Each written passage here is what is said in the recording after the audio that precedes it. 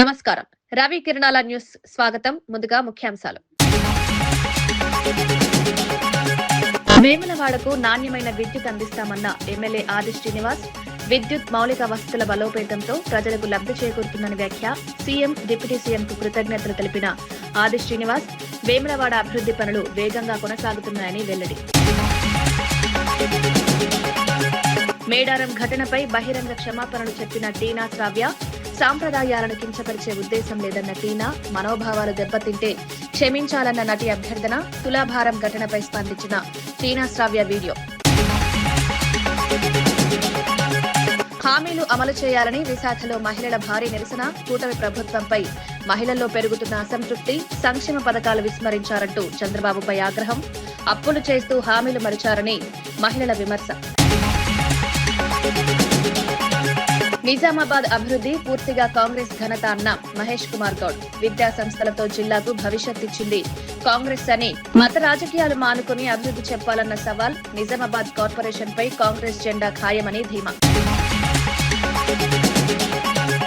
సింగరేణిలో కాంగ్రెస్ అవినీతి బయటపడిందన్న KTR. Site visit పేరుతో సింగరేణిని లూటీ చేశారని కేటీఆర్ ఆరోపణ. నైని కోల్ బ్లాక్ టెండర్లే రేవంత్ సర్కార్ నిజస్వరూపం బయటపడిందని వ్యాఖ్య. సింగరేణి పరిరక్షణకు బీఆర్ఎస్ పోరాటం కొనసాగుతుందన్న కేటీఆర్. ఎన్నికల ముందు స్కీమ్లంటూ ప్రజలను మోసం చేసిన కాంగ్రెస్ పార్టీ ఇప్పుడు స్కామ్లకే పాల్పడుతోందని బీఆర్ఎస్ వర్కింగ్ ప్రెసిడెంట్ కేటీఆర్ తీవ్ర విమర్శలు చేశారు. కాంగ్రెస్ అధికారంలోకి వచ్చిన తర్వాత టెండర్లలో సైట్ విజిట్ సర్టిఫికెట్ అనే కొత్త విధానాన్ని తీసుకొచ్చి సింగరేణిని కొల్లగొడుతున్నారని ఆరోపించారు. నైని కోల్ బ్లాక్ టెండర్లో మంత్రుల మధ్య వాటాల కొట్లాటలతోనే రేవంత్ సర్కార్ అవినీతి బయటపడిందన్నారు. కాంగ్రెస్ నేతలే తమ అవినీతిని తామే బయటపెట్టుకున్న పరిస్థితి ఉందన్నారు. సింగరేణి సంస్థను కాపాడేందుకు బీఆర్ఎస్ నిరంతరం పోరాడుతుందని స్పష్టం చేశారు. ప్రజల నమ్మకాన్ని కాంగ్రెస్ ప్రభుత్వం కోల్పోయిందని వ్యాఖ్యానించారు. ఎట్లా బయటపడ్డారు, ఏమైందట అంటే అక్కడెక్కడో ఒరిస్సాలో ఏదో బ్లాక్ ఉందట, కోల్ బ్లాక్. ఆ బ్లాక్ నైని అట. ఆ నైని బ్లాక్ కోసం ముఖ్యమంత్రి, ఉప ముఖ్యమంత్రి ఇద్దరు మంచిగా కేకును కోసుకున్నారట. కోసుకుంటే ఇంకో మూడో మంత్రి, ఆయన పేరైంది వెంకటరెడ్డి. వెంకటరెడ్డి వచ్చి అగో మీ ఇద్దరే తింటారా కేకు, నాకు కూడా ఒక ముఖ్యరా అని వెంకటరెడ్డి అడిగినాడు. వెంకటరెడ్డి అడిగితే అగో నువ్వెట్లా అడుగుతావా నువ్వు అని చెప్పి ఆయన మీద ఉప ముఖ్యమంత్రి గారికి దగ్గరగా ఉండే ఛానల్లో ఒక స్టోరీ వేసిరు. ఈయన లంగ పనులు చేస్తుండు, దొంగ పనులు చేస్తుండే, ఏదో పనులు చేస్తుండని స్టోరీ వేసిరు. వేసేవరకు ఈయన తెల్లారి ప్రెస్ మీట్ పెట్టి కన్నీరు గార్చి ఓహో ఆహా ఆహా ఓహో నేడిసి ఈయన కూడా రజనీకాంత్ లెవెల్లో యాక్టింగ్ చేసి నన్ను కావాలంటే ఇసమిచ్చి చంపుర్రి కానీ ఇట్లా చేయకుండ్రి, నేను చాలా మంచోన్ని అని ఈయన యాక్టింగ్ చేసిండు. చేసే వరకు ముఖ్యమంత్రి ఏం చూసిండు, ఓ ఒక్క దెబ్బకు 2 పిట్టెలు దొరికేటట్టున్నాయి ఇలా అని చెప్పి ఇంకొక పేపర్ ఆయనకు చెప్పి వీళ్ళిద్దరి మీద రాపిచ్చిండు. రాపిచ్చే వరకు ఉప ముఖ్యమంత్రికి మండింది. అగో ఇట్లా చేస్తారు, నన్ను ఇంత మాట అంటావా, నన్ను నేను దోపిడీ చేస్తా అంటున్నావా, నువ్వు దోసుకుంటుందంతా నువ్వు, నీ కుటుంబం, నీ అన్నదమ్ములు, మమ్మల్ని అంటావా అని చెప్పి ఆయన ఉప ముఖ్యమంత్రి తెల్లారి రద్దు చేసి పారేసి. రద్దు చేసినాక ఏమైంది, మన నాయకుడు హరీష్ రావు గారు ఆయన ప్రెస్ మీట్ పెట్టిండు. అరే ఇది ఒకటే ఎట్లా రద్దు చేస్తావురా భయ్, మరి అన్ని ఇవన్నీ ఉన్నాయి, ఇవన్నీ కూడా రద్దు చేయని పెట్టిండు సింగరేణిలో. ఇప్పుడు ఇక కుడితిలో వాడు ఎలక లెక్క కొట్టుకుంటారు ఎక్కడోడు అక్కడ. ఒకటి స్విట్జర్లాండ్ వీకిండు, ఇంకోటి అటేటో వేయండు, ఇంకోటి ఇటేటో వేయండు, కానీ ఎవ్వడు తేలుగుట్టిన దొంగలేలు ఒక్కడు మాట్లాడతలేడు నిన్నటి నుంచి. ఏంద్రాబాయ్ అంటే ఇక డైవర్షన్ గేమ్ ఆడాలి. అక్కడ అట్లా మాట్లాడగానే దొరికిరుగా దొంగలు, ఇక వెంటనే నోటీస్, నడు హరీష్ రావు నువ్వు పోలీసుల ముంగట కూర్చో. దేనికి రాబాయి కూర్చున్నాడు అంటే 2 ఏళ్ళకి అదేదో కార్తీక దీపం సీరియల్ ఉంటుంది, దాని లెక్క నడుతుంది కథ. అది ఒడవది తెగది, రోజు ఒకటే కథ ధారావాహిక. ఫోన్ ట్యాపింగు, ఏం ట్యాపింగు, ఎవంది ట్యాపింగు, ఎక్కడ ట్యాపింగ్. మేడారం జాతరలో తన పెంపుడు కుక్కకు తులాభారం వేసిన ఘటనపై టాలీవుడ్ నటి టీనా శ్రావ్య బహిరంగ క్షమాపణలు చెప్పారు. తన పెంపుడు కుక్క అనారోగ్యం నుంచి కోలుకోవాలని మొక్కుకున్నానని, ఆ భక్తితోనే తులాభారం చేశానని వీడియో ద్వారా వివరించారు. గిరిజన సాంప్రదాయాలను కించపరిచే ఉద్దేశం తనకు ఏమాత్రం లేదని స్పష్టం చేశారు. ఈ ఘటన వల్ల ఎవరి మనోభావాలైన దెబ్బతింటే క్షమించాలని ఆమె కోరారు. ఈ ఘటనపై పెద్ద ఎత్తున విమర్శలు రావడంతో స్పందించిన టీనా శ్రావ్య క్షమాపణలు చెప్పడం చర్చనీయాంశమైంది. భక్తుల భావోద్వేగాలను గౌరవించాల్సిన అవసరం ఉందని పలువురు అభిప్రాయపడుతున్నారు. అందరికీ నమస్కారం. నేను ఈ వీడియో క్లారిటీ ఇవ్వడానికి అండ్ క్షమాపణ తెలపడానికి చేస్తున్నాను. నేను పోస్ట్ చేసిన వీడియో వైరల్ అయ్యాక తెలిసింది అది కరెక్ట్ కాదు అని. యాక్చువల్లీ మా డాగ్కి 12 ఇయర్స్ అండి. దానికి ట్యూమర్ సర్జరీ అయింది. అది రికవరీ అవ్వాలని నేను నా అమ్మని మొక్కుకున్నాను. సో అది రికవరీ అయింది, నడుస్తుంది. సో ఆ మొక్కు చెల్లించాలని మా డాగ్ని బంగారం తూకం వేయడం జరిగింది. సో అది నేను ప్రేమతో భక్తితో మాత్రమే చేశాను. నేను ఏం ఉద్దేశించి ఎవరిని కించపరచాలని చేయలేదు. మన మేడారం జాతర సాంప్రదాయం ప్రకారం, గిరిజనుల ఆచారాల ప్రకారం అది తప్పు అని నేను ఇప్పుడే తెలుసుకున్నాను. సో నేను చేసిన ఈ పొరపాటు వల్ల ఎవరైనా హర్ట్ అయి ఉంటే సారీ. అండ్ ఇలాంటి పొరపాట్లు మళ్ళీ జరగవు, అలాంటి తప్పు మళ్ళీ చేయను. నేను మన సాంప్రదాయాన్ని ఎప్పుడు గౌరవిస్తూనే ఉంటాను. ఈ విషయాన్ని ఇక్కడితో ముగించాలని మిమ్మల్ని అందరినీ సిన్సియర్గా కోరుతున్నాను. ఎన్నికల సమయంలో ఇచ్చిన హామీలను అమలు చేయాలంటూ విశాఖపట్నంలో మహిళలు భారీ నిరసనకు దిగారు. చంద్రబాబు నాయకత్వంలోని కూటమి ప్రభుత్వం హామీలను విస్మరించిందని మహిళలు ఆగ్రహం వ్యక్తం చేశారు. ఒకవైపు లక్షల కోట్ల అప్పులు చేస్తూ మరోవైపు ఖజానా ఖాళీ అంటూ తప్పించుకుంటున్నారని విమర్శించారు. మహిళా సంక్షేమ పథకాలు అమలు చేయడంలో ప్రభుత్వం పూర్తిగా విఫలమైందని ఆరోపించారు. ప్రజల సమస్యలపై స్పందించకుండా కాలం గడుపుతున్నారని నినాదాలు చేశారు. ఈ నిరసన రాజకీయంగా ప్రాధాన్యం సంతరించుకుంది. కూటమి ప్రభుత్వంపై మహిళల్లో అసంతృప్తి పెరుగుతోందని విశ్లేషకులు చెబుతున్నారు. 9 నెలల వాయిదాలు ఇవ్వాల్సినటువంటి విద్యా దీవెన ఇచ్చేటువంటి పరిస్థితి ఈ రోజు లేదు పూర్తిగాను. అంటే ఇవన్నీ చూసి ఈ రోజు మీరు ఏం చేస్తున్నారు? పేదలకు ఇచ్చిన హామీలన్నీ కూడా ఈ రోజు అమలు చేయకుండా సూపర్ 6లు అన్నారు, సూపర్ 7లు అన్నారు. ఏ ఒక్కటి కూడా అమలు అవుతున్నటువంటి పరిస్థితి ఈ రోజు రాష్ట్రంలో లేదు. మేము ఒకటే ఈ రోజు ప్రజల తరపున, పేద ప్రజల తరపున, నిరుద్యోగుల తరపున మేము చెప్తున్నది ఒకటే: పేదలకు అన్యాయం చేస్తే చూస్తూ ఊరుకోము. మీకు చేత కాకపోతే గద్దె దిగండి. ఏది చేయకుండా విద్యా కానుక లేదు, విద్యా దీవెన లేదు. అసలు ఏదైతే నిరుద్యోగ వృత్తి ప్రతి నెల 3,000 ఇస్తామన్నారో అది ఇవ్వడం లేదు. అంటే మీరు గవర్నమెంట్లోకి రావడానికి మొత్తం ఇష్టం వచ్చిన హామీలన్నీ చెప్పి జగన్మోహన్ రెడ్డి గారు అలాగ అబద్ధపు మాటలు చెప్పలేదు కాబట్టి ఈరోజు మేము ఇలా ఉన్నాం. మీరు ఇష్టం వచ్చిన మాటలు చెప్పి ఈరోజు గవర్నమెంట్లోకి వచ్చి ఇలాంటి వార్తలు రాయించి మీరు తీసుకున్నప్పుడు ఏం చేస్తున్నారో తెలియట్లేదు. ఎవరి జోబుల్లోకి వెళ్తున్నాయో. గ్యాస్ సిలిండర్ అన్నారు, గ్యాస్ సిలిండర్ లేదు, ఏమీ లేదు, అది కూడా తుస్సుమనింది. ఇలాగ అనేక తప్పులు చేస్తున్నారు. ఖచ్చితంగా రానున్న రోజుల్లో ప్రజలు మీకు బుద్ధి చెప్పి 29లో మళ్ళీ జగన్మోహన్ రెడ్డి గారు వచ్చాక మళ్ళీ రాష్ట్రాన్ని మేము ఒక మంచి బాటలోకి తీసుకెళ్తాం. నిజామాబాద్ జిల్లా రూపురేఖలను మార్చిన ఘనత పూర్తిగా కాంగ్రెస్ పార్టీదేనని టీపీసీసీ అధ్యక్షుడు మహేష్ కుమార్ గౌడ్ అన్నారు. జిల్లాకు మెడికల్, ఇంజనీరింగ్, వ్యవసాయ కళాశాలలను తీసుకువచ్చి వేలాది మంది విద్యార్థుల భవిష్యత్తుకు బాటలు వేసిందని పేర్కొన్నారు. ఈ అభివృద్దే కాంగ్రెస్ ప్రభుత్వానికి సాక్ష్యమన్నారు. బీజేపీ నేతలు దేవుడి పేరుతో రాజకీయాలు చేయడం మానుకోవాలని హితవు పలికారు. మత విద్వేషాలు రెచ్చగొట్టి ఓట్లు అడగడం కాకుండా జిల్లాకు ఏం చేశారో చెప్పాలని సవాల్ విసిరారు. రానున్న ఎన్నికల్లో నిజామాబాద్ మున్సిపల్ కార్పొరేషన్ పై కాంగ్రెస్ జెండా ఎగురవేయడం ఖాయమని ధీమా వ్యక్తం చేశారు. కేవలం దేవుడి పేరు మీద కదా గెలిచింది. దేవుడు సెంటిమెంట్ పెట్టుకుని గెలిచి పనిచేసే కాంగ్రెస్ నాయకులు విమర్శిస్తే ప్రజలు ఊరుకోరు గాక ఊరుకోరు. నిజామాబాద్ పీఠం కాంగ్రెస్ జెండా ఎగరవేస్తాం. దమ్ము ధైర్యం ఉంది, పనిచేసే సత్తా ఉంది. మాకు ఇచ్చిన వాగ్దానాలను పూరిస్తా ఉన్నాం. నిజామాబాద్ ఇంజనీరింగ్ కళాశాల తీసుకొచ్చాం, 30 ఏళ్ల కళ. వ్యవసాయ కళాశాల తీసుకొచ్చాం.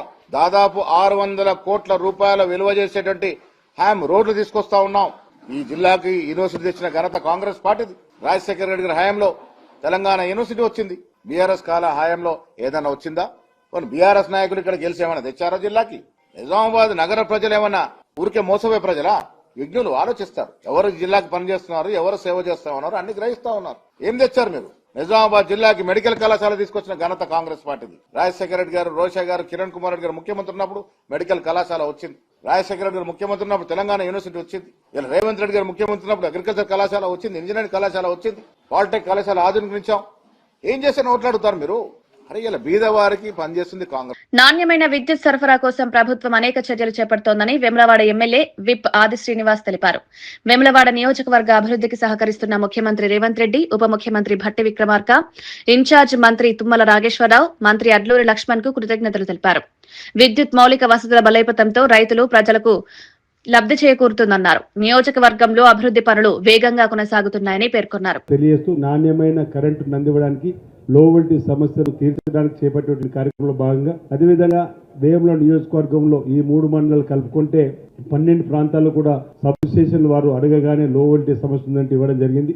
ఈ సందర్భంగా ఆ అంశంలో కూడా వారికి ప్రత్యేకంగా ధన్యవాదాలు తెలియజేస్తూ, మరి ధర్మపూర్ లక్ష్మీనరసింహస్వామి చెంతన ఉన్నాం, పాదాల చెంతల నా నియోజకవర్గం రాజన్న పాదాల చెంతన నా నియోజకవర్గంలో దక్షిణ కాశీగా పేరుగాంచిన ఆలయాన్ని కూడా అభివృద్ధి పత్రంలో తీసుకొని పోనున్నప్పుడు గౌరవ ముఖ్యమంత్రి రేవంత్ రెడ్డి గారు, భట్టి విక్రమార్క గారు, తుమ్మల నాగేశ్వరరావు, లక్ష్మణ్ కుమార్ గారు కూడా అప్పుడు విప్పు ఉండ్రి వారి సహకారం అందరి గౌరవ ఎమ్మెల్యే సహకారం తీసుకొని భట్టి విక్రమార్క గారిని మొదటిసారి కలిసినప్పుడు 50 కోట్లు 2023-24 బడ్జెట్లో పెట్టడం, వారి సహకారం సంపూర్ణంగా ఉండాలని చెప్పి ఈ వేదిక ద్వారా భట్టి విక్రమార్క గారిని, అదేవిధంగా జిల్లా ఇన్ఛార్జ్ మంత్రి వాళ్ళు తుమ్మల నాగేశ్వర గారిని కూడా కోరుతూ మాకు సహకారం మా నియోజకవర్గానికి అందిస్తున్న సందర్భంలో ఈ వేదిక ద్వారా మరోసారి వారికి ధన్యవాదాలు తెలియజేస్తూ దేశంలోనే తెలంగాణ రాష్ట్రం ఆదర్శంగా నిలిచేలా ప్రజాప్రభుత్వం పనిచేస్తోందని మంత్రి తుమ్మల నాగేశ్వరరావు అన్నారు. ఆర్థిక సవాళ్లు ఉన్నప్పటికీ ముఖ్యమంత్రి రేవంత్ రెడ్డి, ఉప ముఖ్యమంత్రి భట్టి విక్రమార్క నాయకత్వంలో అన్ని శాఖలను సమన్వయం చేస్తూ ప్రభుత్వం ముందుకు సాగుతోందన్నారు. వ్యవసాయం, మార్కెటింగ్, సహకార రంగాలు, చేనేత, టెక్స్టైల్స్ విభాగాల్లో సంస్కరణలు అమలు చేస్తున్నామన్నారు. ప్రజల అవసరాలకు అనుగుణంగా విధానాలు రూపొందిస్తున్నామని పేర్కొన్నారు. సంక్షేమం, అభివృద్ధి రెండింటినీ సమపాలలో అమలు చేయడమే ప్రభుత్వ లక్ష్యం. కాంగ్రెస్ ప్రభుత్వం ప్రజల పక్షాన నిలబడి పనిచేస్తోందని తుమ్మల స్పష్టం చేశారు. ఈ వ్యాఖ్యలు రాజకీయంగా ప్రాధాన్యం సంతరించుకున్నాయి. వీళ్ళు 2 లక్షల రుణమాఫీ అన్నారు, యాడున్నాయి, మనమంతా సున్నా చేసి పెట్టాం కదా, ఇవ్వలేరులే, దాని గురించి మనం దెబ్బలాడదాం అనుకున్నారు. పాపం ఆయన ఎక్కడ తెచ్చిండో ఎట్లా తెచ్చిండో భగవంతుడికి తెలియాలి. 2 లక్షలు అంటే 2 లక్షలు.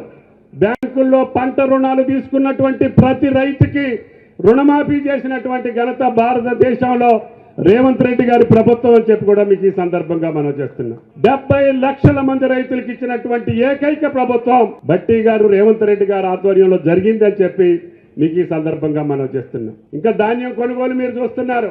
మీరు ఎన్ని లక్షల టన్నులు ధాన్యం పండించినా కొనగల శక్తి తెలంగాణ రాష్ట్రానికే ఉంది. ఈనాడు భారతదేశంలో అత్యధికంగా వరి పండించేటటువంటి రాష్ట్రం తెలంగాణ రాష్ట్రం, రేవంత్ రెడ్డి గారి రాష్ట్రం.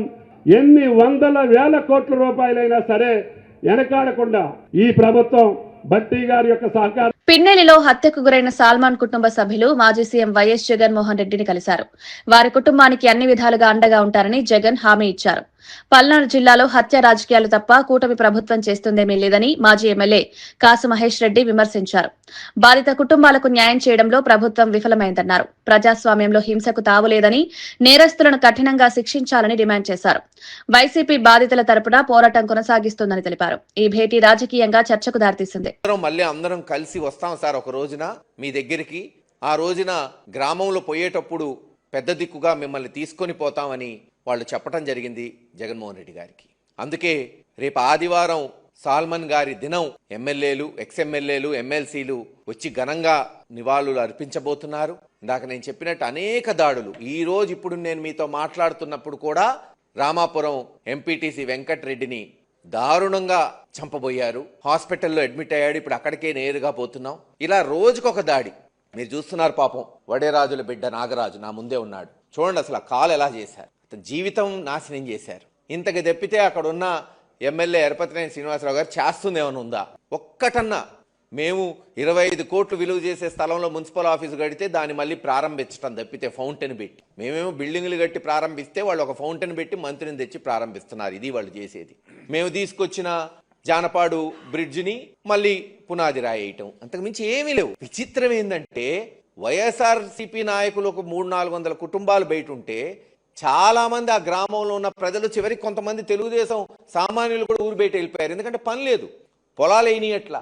వ్యాపారస్తులు కూడా గ్రామం వదిలిపెట్టి వెళ్ళిపోతున్నారు. వాళ్ళోళ్ళు కూడా చిన్నప్పుడు వినేవాళ్ళం, పాము తన గుడ్లను తానే తినిద్దంట, అట్టుంది తెలుగుదేశం వాళ్ళు చేసేది. తప్పు చేసిన వాడు ఎవరైనా కావచ్చు, అది అధికారులతో సహా. ఇప్పుడు అదే చెప్పారు జగన్మోహన్ రెడ్డి గారు వీళ్ళకి. కేవలం తప్పు చేసిన నాయకులనే కాదు, ఈసారి తప్పు చేసిన అధికారులకు కూడా శిక్షలు పడేటట్టు చేయబోతోంది వచ్చే జగన్మోహన్ రెడ్డి గారి ప్రభుత్వం. తప్పకుండా హైకోర్టులో, హ్యూమన్ రైట్స్లో, ఎస్సీ ఎస్టీ కమిషన్లో మా పోరాటం కొనసాగుతుంది. త్వరలోనే తీర్పు వచ్చిన వెంటనే, పంటలన్నీ చేతికొచ్చిన వెంటనే అందరూ కూర్చొని మాట్లాడుకొని ఓ రోజున చలో పిన్నెల్లి ఉంటుంది. జగన్మోహన్ రెడ్డి గారి నాయకత్వంలో మళ్ళీ అందరూ తమ తమ ఇళ్లకెళ్ళి ప్రశాంతమైన వాతావరణంలో ఎవరి పని. తమిళనాడులో ఎక్కడ పడితే అక్కడ మద్యం అమ్మకాలు జరుగుతున్నాయని బీజేపీ నేత ఖుష్బూ సుందర్ ఆరోపించారు. స్టాలిన్ ప్రభుత్వాన్ని దించాల్సిందేనని తీవ్ర వ్యాఖ్యలు చేశారు. అయితే అదే సమయంలో ఆంధ్రప్రదేశ్లో ఎన్డీఏ ప్రభుత్వం కూడా ఇదే విధానాన్ని అనుసరిస్తోందంటూ విపక్షాలు ప్రశ్నిస్తున్నాయి. మద్యం అమ్మకాల ద్వారా ప్రభుత్వాలు ఆదాయంపై దృష్టి పెట్టి ప్రజారోగ్యాన్ని విస్మరిస్తున్నాయని విమర్శలు వస్తున్నాయి. మహిళలు, యువతపై మద్యం ప్రభావం తీవ్రంగా ఉంటోందని సామాజిక కార్యకర్తలు ఆందోళన వ్యక్తం చేస్తున్నారు. మద్యం విధానాలపై దేశవ్యాప్తంగా చర్చ కొనసాగుతోంది. ఖుష్బూ వ్యాఖ్యలు రాజకీయంగా దుమారం రేపుతున్నాయి. மட்டும் நாங்க நம்பி இருக்க மாட்டோம்னு ஏன் சொல்ல மாட்டேங்கிறாங்க? எத்தனை தாய்மார்கள் கம்ப்ளைண்ட் பண்ணிருக்காங்க, எத்தனை டெய்லி நம்ம இந்த மாதிரி பிரச்சனைகள் பார்த்துட்டு தான் இதுக்கு முதலமைச்சர் தான் பதில் சொல்லுவாங்க. மகளிருக்கு ஆல்ரெடி திமுக வந்து 1000 ரூபாய் வந்து மாதம் கொடுத்துருக்கு. எப்பல இருந்து நான் கேக்குறேன் எப்பல இருந்து எத்தனை நாளா கொடுத்துட்டு இருக்காங்க. இந்த வருஷம் அவங்க கிளம்புவாங்க. திமுக காங்கிரஸ் இருக்கிற ஒரே வேலை, நாங்க ஏதாவது வந்து எதிர்ப்பு தெரிய வைக்கணும். அது மக்களுக்கு சரியா இருக்கோ இல்லையோ, நம்மளுடைய தமிழகத்துக்கு கரெக்டா இருக்கோ இல்லையோ, நம்ம வந்து நியூஸ்ல இருக்கணும். நியூஸ்ல இருக்கிறதுக்கு நாங்க வெளிநடப்படுவோம்னு சொல்லிட்டு வெளியில போயிட்டே இருப்பாங்க. பிரதமர் மேலேயும் நாங்க வழக்கு போடணும். కూటమి ప్రభుత్వానికి మిగిలింది మూడేళ్లేనని మాజీ సీఎం వైఎస్ జగన్ వ్యాఖ్యానించారు. మరో ఏడాదిన్నర ఆగితే తాను కూడా పాదయాత్ర చేస్తారని ప్రకటించారు. ఆ తర్వాత ఏడాదిన్నర పాటు పూర్తిగా ప్రజల్లోనే ఉంటారన్నారు. ప్రజల సమస్యలను నేరుగా తెలుసుకునేందుకే ఈ నిర్ణయం తీసుకున్నారన్నారు. కూటమి పాలనపై ప్రజల్లో తీవ్ర అసంతృప్తి ఉందని జగన్ అభిప్రాయపడ్డారు. రానున్న రోజుల్లో వైసీపీ బలమైన ప్రతిపక్షంగా పోరాటం చేస్తుందని తెలిపారు. ఈ వ్యాఖ్యలు ఏపీ రాజకీయాల్లో కీలక సంకేతంగా మారాయి. ఇక్కడ నుంచి ఒక 3 సంవత్సరాలు, ఆ 3 సంవత్సరాల్లో 1.5 సంవత్సరం పోతే దాని తర్వాత నా పాదయాత్ర కూడా స్టార్ట్ అయిపోతుంది.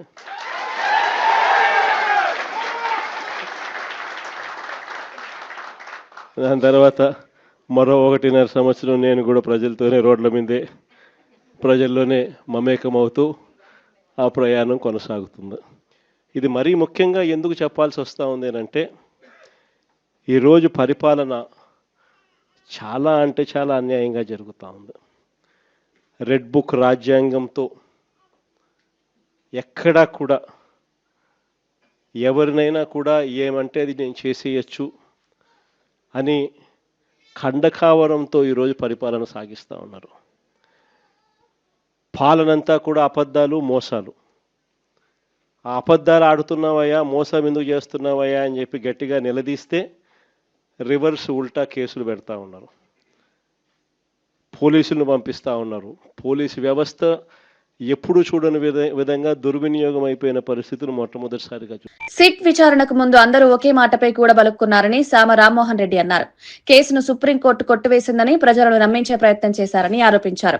సుప్రీంకోర్టు కొట్టివేసిన కేసు వేరు, హరీష్ రావును విచారణకు పిలిచిన కేసు వేరని స్పష్టం చేశారు. ఈ విషయాన్ని హైదరాబాద్ పోలీసులు విడుదల చేసిన ప్రెస్ నోట్లో కూడా పేర్కొన్నారని తెలిపారు. వాస్తవాలను వక్రీకరించి ప్రజలను తప్పుదోవ పట్టిస్తున్నారని విమర్శించారు. చట్టపరమైన అంశాలను ప్రజలు గమనించాలని సూచించారు. అదొక ఇండివిజువల్ చక్రధర్ గౌడ్ వేసినటువంటి ఇండివిజువల్ కేసు దాని మీద హైకోర్టు ఆ యొక్క ఎఫ్ఐఆర్ని క్వాష్ చేస్తే దాన్ని సుప్రీంకోర్టుకు పోతే అక్కడ మరి అది దాన్ని హైకోర్టు నిర్ణయాన్ని అప్పీల్ చేసినటువంటి దాన్ని దీనికి ఆపాదించి మాట్లాడుతుండు. సేమ్ కవిత ఎట్లయితే బయటకు వచ్చి పాప ఆమె యొక్క ఆవేదనని చెప్పుకుంటుంది, ఈయన లోపలికి వచ్చి చెప్పుకుంటాడు. కాకపోతే లోపల చెప్పినటువంటి దానికి భిన్నంగా బయటకు వచ్చి డ్రామా చేసే అలవాటు ఉంది. కాబట్టి నేనే పోలీసు వాళ్ళని ప్రశ్నించిన, నేనే ఉల్టా సవాలు విసిరినా, నేను ఆ డీజీపీని రమ్మన్నా, పాత డీజీపీని రమ్మన్నా అని ఏదో కొత్త కహానీలు చెప్పనీకే కథలు అల్లేటటువంటి ప్రయత్నాలు చేసిండ్రు. అప్పటి నుంచి ఉంటున్నటువంటి నిబంధనలను ఈరోజు మేము పాటిస్తున్నప్పటికీ కొత్తగా తీసుకొస్తున్నామని చెప్పి అబద్ధాలు చెప్తూ మా మీద బురద చల్లేటటువంటి ప్రయత్నాలు చేస్తున్నాం. మీరు 3% తప్పుపట్టేటటువంటి కేసీఆర్, కేటీఆర్, హరీష్ రావు గారు మరి ఈ 36% మీరేమంటారు, 17% మీరేమంటారు, 8, 9 లెక్క పెట్టుకుంటూ పోతే సుమారు 20 టెండర్లు మరి ప్లస్లో ఉంటున్నటువంటి దానికి మీరు ఏం జవాబులు చెప్తారో చెప్పురి. దీని మీద మీరు వివరణ కాదు, అమరవీరుల స్తూపం కాడికి చర్చ కోసమన్నా మేము సిద్ధంగానే ఉన్నాం. కానీ ఈ దరిద్రపు రాజకీయాలు దయచేసి బంద్ చేయండి. తెలంగాణ ప్రజలకి నిజాలతోటి ప్రతిపక్షంలో ఉన్నప్పుడు కనీసం ఆ బాధ్యతతోటి వ్యవహరించురే తప్ప ఈ చిల్లర రాజకీయాలతోటి జస్ట్ మా మీద బురదయాలు కాబట్టి ప్రజలని పక్కదారి పట్టించేటటువంటి నీచపు రాజకీయాలకు మాత్రం మీరు ముందుకు సాగొద్దని చెప్పి ఒకసారి సవినయంగా విజ్ఞప్తి కూడా చేసుకుంటూ, మీకు చిత్తశుద్ధి ఉంటే విచారణ కోసం అడగండి, విచారణ జరిపిస్తాం. లేదు మా మీద నమ్మకం లేదు, ఇంకా చిత్తశుద్ధి గిట్ట మీకు ఉండుంటే పోయి నరేంద్ర మోడీ గారి ముంగట కిషన్ రెడ్డి గారి మీద చెప్పుర్రి, మొత్తం కోయిలరీస్ మీద చెప్పుర్రి, ఎంక్వైరీ జరిపించమని అడుగుండ్రి, మేము సిద్ధంగా ఉన్నాం. సింగరేణి వ్యవహారంపై రాష్ట్ర ప్రభుత్వం ముందుకొస్తే సీబీఐ దర్యాప్తు అంశం కేంద్రం పరిశీలిస్తుందని కేంద్ర మంత్రి జి కిషన్ రెడ్డి తెలిపారు. సింగరేణి టెండర్లలో జరుగుతున్న అవకతవకలపై స్పష్టత రావాల్సిన అవసరం ఉందన్నారు. అవినీతిపై ఆరోపణలు వస్తున్నప్పుడు నిష్పక్షపాత విచారణ జరగడం ప్రజాస్వామ్యానికి అవసరమని వ్యాఖ్యానించారు. రాష్ట్ర ప్రభుత్వం కోరితే కేంద్ర సంస్థల ద్వారా దర్యాప్తుకు ఎలాంటి అభ్యంతరం లేదన్నారు. సింగరేణి తెలంగాణకు కీలకమైన సంస్థ అని, దాని పరిరక్షణ అందరి బాధ్యత అని స్పష్టం చేశారు. ఈ వ్యాఖ్యలు రాష్ట్ర రాజకీయాల్లో చర్చకు దారితీశాయి. సింగరేణి అంశం మరింత వేడెక్కే అవకాశాలు కనిపిస్తున్నాయి. సింగరేణిని విధ్వంసం చేస్తా ఉన్నాయి. ఎంతసేపు తమ అవినీతి అక్రమాలకు సింగరేణి ఒక బంగారు బాతుగా వాడుకుంటూ మరి సింగరేణి కార్మికుల రక్తాన్ని, సింగరేణి కార్మికుల చెమటను దోచుకుంటున్న విషయాన్ని కూడా ఈ సందర్భంగా మనయేస్తా ఉన్నాను. దానికి ట్రాన్స్పోర్ట్ ఉందా, క్లియరెన్సెస్ ఉన్నాయా, కనెక్టివిటీ ఉందా తెలియకుండా మరి టెండర్లో పాల్గొంటే టెండర్ల ప్రక్రియ పూర్తయిన తర్వాత అటు ప్రభుత్వానికి గాని ఇటు కంపెనీలకు గాని ఇబ్బందులు వస్తాయి. దాని కారణంగా కోల్ ప్రొడక్షన్ లేట్ అవుతుందన్నటువంటి దృక్పథంతో కేంద్ర ప్రభుత్వము సైట్ విజిట్ చేసి సెల్ఫ్ డిక్లరేషన్ చేయాలని నిబంధన పెట్టాం. దానికి సెల్ఫ్ డిక్లరేషన్ బదులు సింగరేణి ఈరోజు సర్టిఫికెట్ ఇస్తుంది అనేటువంటి నిబంధన పెట్టి వాళ్ళకు నచ్చిన వాళ్ళకే విజిట్ సర్టిఫికెట్ ఇచ్చినట్టు మిగతా వాళ్ళకి ఇవ్వకుండా ఉండేటట్టు ఇందులో అనేక రకాల ఆరోపణలు ఈరోజు పత్రికల్లో ప్రచార సాధనాలు వస్తూ ఉన్నాయి. సిబిఐ దర్యాప్తు చేయడానికి రాష్ట్ర ప్రభుత్వం ముందుకు వస్తే, రాష్ట్ర ప్రభుత్వం ప్రతిపాదిస్తే తప్పకుండా ఈ విషయంలో కేంద్రం పరిశీలిస్తుందనే విషయాన్ని ఈ సందర్భంగా మనవిస్తున్నాం. ఒక్క నైని కోల్ బ్లాక్ కాదు, యావత్తు సింగరేణిలో జరుగుతున్నటువంటి అక్రమాల మీద చర్చ జరగాల్సిన అవసరం. సింగరేణి భవిష్యత్తును రక్షించుకున్నటువంటి దృక్పథంలో సింగరేణి కార్మికుల యొక్క భవిష్యత్తును రక్షించే విషయంలో పూర్తి స్థాయిలో దర్యాప్తు జరగాల్సినటువంటి అవసరం ఉందని చెప్పి నేను కేంద్ర మంత్రిగా భావిస్తా ఉన్నాను. కాకినాడ జిల్లా కోటనందూరు మండలం అల్లిపూడిలో జరిగిన టీడీపీ కార్యకర్త లాలం బంగారయ్య హత్య కేసులో పోలీసులు 12 మంది నిందితులను అరెస్ట్ చేశారు. వైసీపీ శ్రేణుల దాడిలో బంగారయ్య ప్రాణాలు కోల్పోయారని పోలీసులు తెలిపారు. ఈ నెల 16న జరిగిన ఈ ఘటనలో మరో 2 తీవ్రంగా గాయపడ్డారు. నిందితులను రోడ్డుపై నడిపించుకుంటూ తీసుకువెళ్లి తునిలో కోర్టులో హాజరుపరిచారు. పార్టీల మధ్య ఆధిపత్య పోరులో భాగంగానే ఈ హత్య జరిగిందని పోలీసులు వెల్లడించారు. ఈ ఘటనతో జిల్లాలో ఉద్రిక్త పరిస్థితులు నెలకొన్నాయి. రాజకీయ హింసకు తావులేదని, శాంతి భద్రతలు కాపాడేందుకు కఠిన చర్యలు తీసుకుంటామని పోలీసులు తెలిపారు.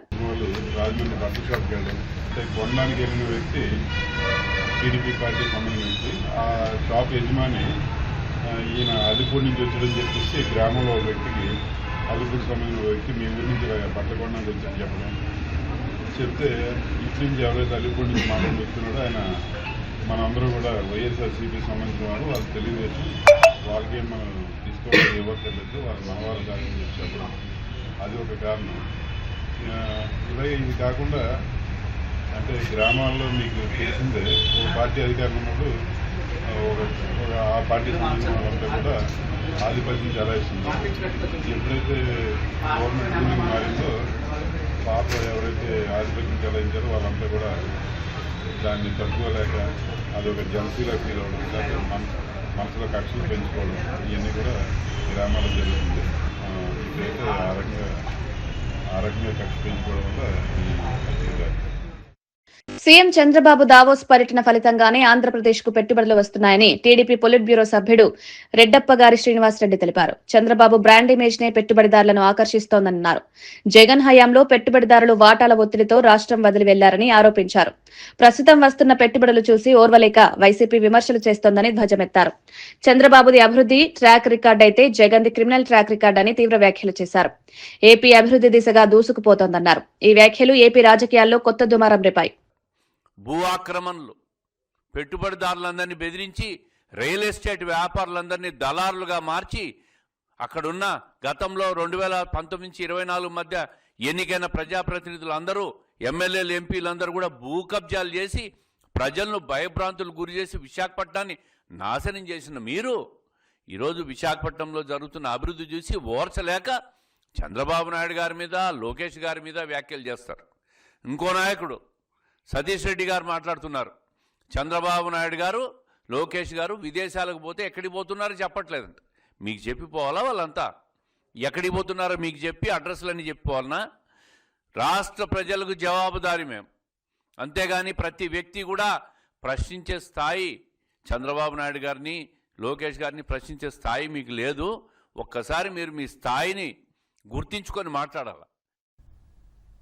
ఎన్టీఆర్ విగ్రహంపై రాజకీయ దురుద్దేశంతో వైసీపీ చిల్లర రాజకీయాలు చేస్తోందని బీసీ సంక్షేమ శాఖ మంత్రి సవిత ఆరోపించారు. ఫేక్ ఐడీలతో సోషల్ మీడియాలో తప్పుడు ప్రచారం చేస్తోందని మండిపడ్డారు. నిజమైన రాయలసీమ ద్రోహి జగన్ అని వ్యాఖ్యానించారు. తెలుగు గంగతో రాయలసీమకు నీరిచ్చిన ఘనత ఎన్టీఆర్దైతే పట్టిసీమ ద్వారా నీళ్లందించిన చరిత్ర చంద్రబాబుదని గుర్తు చేశారు. గురు శిష్యులైన కేసీఆర్, జగన్ పాలనలోనే రాయలసీమకు తీరని నష్టం జరిగిందని విమర్శించారు. రాయలసీమ ప్రజలకు నష్టం చేసిన జగన్ నీతులు మాట్లాడడం విడ్డూరమని ఎద్దేవా చేశారు. చేస్తున్నారని చెప్తున్నారు. అది వాళ్ళ దృష్టికి మాత్రమే ఉంటుంది. అన్న నందమూరి తారక రామారావు గారి విగ్రహం ఏర్పాటుకు ప్రజలు స్వచ్ఛందంగా ఒక ట్రస్ట్ ద్వారా ఏర్పాటు చేసి పెడుతున్నామన్న విషయం కూడా మీకు తెలియజేస్తున్నాం. ఎందుకంటే మరి వారికి అలవాటు. ప్రజల సొమ్ముతో కట్టిన ప్రజావేదిక కూల్చటం జగన్మోహన్ రెడ్డి గారికి అలవాటు. ప్రజల సొమ్ముతో ప్యాలెస్లు కట్టుకోవడం జగన్మోహన్ రెడ్డి గారికి అలవాటు. ప్రజల సొమ్ముతో ఆయనకు రంగులు పిచ్చి ఎక్కువ. ఫోటోలు వేయించుకోవడం, సర్వే రాళ్లపైన కూడా ఆయన ఫోటోలు వేయించుకోవడం, పాసుబుక్కుల పైన ఆయన ఫోటోలు వేయించుకోవడం, పిల్లల స్కూలు బ్యాగుల పైన కూడా ఆయన ఫోటోలు వేయించుకొని ప్రజల సొమ్ము దుర్వినియోగం చేసిన వ్యక్తి జగన్మోహన్ రెడ్డి గారు. కాబట్టి ఆయనకి ఆ ఆలోచన ఉంటుంది. కూటమి ప్రభుత్వానికి ఆ ఆలోచన లేదు. ప్రజల సొమ్ముని ప్రజలకే వాడుతామే తప్ప మరి దుర్వినియోగం చేయది ఈ కూటమి ప్రభుత్వం, మాన్యశ్రీ ముఖ్యమంత్రి చంద్రబాబు నాయుడు గారు అన్న విషయం కూడా మీకు తెలియజేస్తున్నాం. వార్తలు ముగించే ముందు ముఖ్యాంశాలు మరోసారి. వేములవాడకు నాణ్యమైన విద్యుత్ అందిస్తామన్న ఎమ్మెల్యే ఆది శ్రీనివాస్. విద్యుత్ మౌలిక వసతుల బలోపేతంతో ప్రజలకు లబ్ధి చేకూరుతుందని వ్యాఖ్య. సీఎం, డిప్యూటీ సీఎంకు కృతజ్ఞతలు తెలిపిన ఆది శ్రీనివాస్. వేములవాడ అభివృద్ధి పనులు వేగంగా కొనసాగుతున్నాయని వెల్లడి. మేడారం ఘటనపై బహిరంగ క్షమాపణలు చెప్పిన టీనా శ్రావ్య. సాంప్రదాయాలను కించపరిచే ఉద్దేశం లేదన్న టీనా. మనోభావాలు దెబ్బతింటే క్షమించాలన్న నటి అభ్యర్థన. తులాభారం ఘటనపై స్పందించిన టీనా శ్రావ్య వీడియో. హామీలు అమలు చేయాలని విశాఖలో మహిళల భారీ నిరసన. కూటమి ప్రభుత్వంపై మహిళల్లో పెరుగుతున్న అసంతృప్తి. సంక్షేమ పథకాలు విస్మరించారంటూ చంద్రబాబుపై ఆగ్రహం. అప్పులు చేస్తూ హామీలు మరిచారని మహిళల విమర్శ. నిజామాబాద్ అభివృద్ధి పూర్తిగా కాంగ్రెస్ ఘనత అన్న మహేష్ కుమార్ గౌడ్. విద్యా సంస్థలతో జిల్లాకు భవిష్యత్ ఇచ్చింది కాంగ్రెస్ అని. మత రాజకీయాలు మానుకుని అభివృద్ధి చెప్పాలన్న సవాల్. నిజామాబాద్ కార్పొరేషన్ పై కాంగ్రెస్ జెండా ఖాయమని ధీమా. సింగరేణిలో కాంగ్రెస్ అవినీతి బయటపడిందన్న కేటీఆర్. సైట్ విజిట్ పేరుతో సింగరేణిని లూటీ చేశారని కేటీఆర్ ఆరోపణ. నైనీ కోల్ బ్లాక్ టెండర్లే రేవంత్ సర్కార్ నిజస్వరూపం బయటపడిందని వ్యాఖ్య. సింగరేణి పరిరక్షణకు బీఆర్ఎస్ పోరాటం కొనసాగుతుందన్న కేటీఆర్. ఇవి ఈనాటి వార్తా విశేషాలు. మరో బులెటిన్లో మళ్లీ కలుద్దాం. నమస్కారం.